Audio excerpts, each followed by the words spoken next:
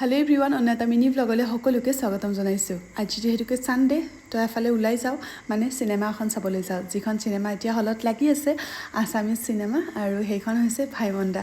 আৰু সেইখন চাবলৈকে বুলি ওলালোঁ আৰু আহি পালোঁ এয়া আইনক্স।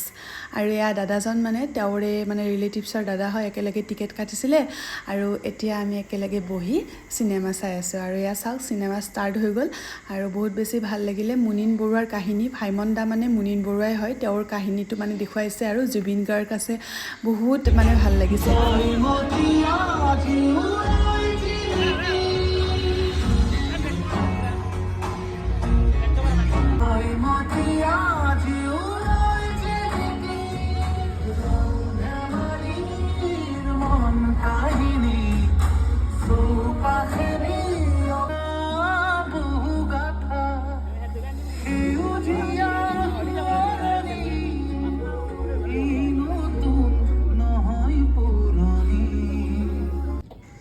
আৰু তাৰপাছত আহিলোঁ এয়া ওচৰত থকা V2খনলৈ, আৰু এয়া V2ত মই টপ ল'লোঁ। মায়ে পইচা দি থৈছিলে বাৰ্থডে গিফ্ট ল'বৰ কাৰণে, এয়া টপ দুটা ল'লোঁ।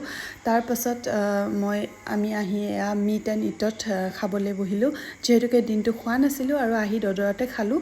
আৰু খাই লৈ আহি এয়া বাহিৰে আহিলোঁ স্কুলত, মোৰ ডান্স স্কুলত। আৰু ডান্স শিকাই মেলি মই ডান্স স্কুল বন্ধ কৰি এইফালে আকৌ সোমালোঁ এম বজাৰত, কাৰণ বাৰ পৰা বাৰ্থডে গিফ্ট পালোঁ। আৰু গিফ্ট পালে বাৰু কাৰ বেয়া লাগিব, সকলোৰে ভালেই লাগিব ন। আৰু তাই দিছে এইযোৰ মৰমতে গিফ্ট, আৰু বহুত বেছি ভাল লাগিছে মোৰ কুৰ্তি ছেটযোৰ।